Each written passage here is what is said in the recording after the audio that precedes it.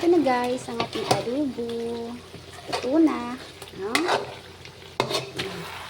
Lagyan ko na pala ito ng asukal. 3 kutsara. Mahigit. Siguro mga 5 nga ata yun.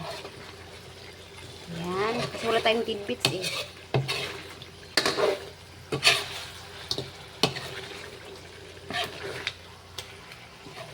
Ating adobo. Ayan.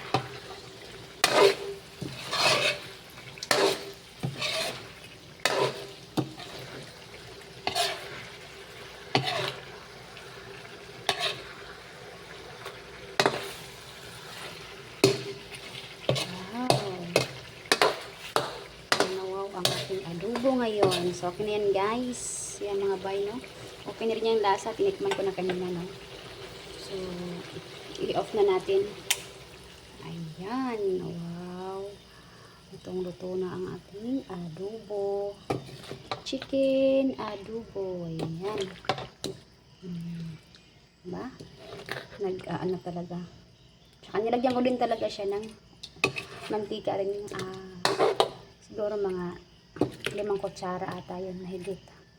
Para hindi siya didikit sa kawali, hindi masusunog ang ating manok. Matutumba. Sa Bisaya pa, mapagod. No?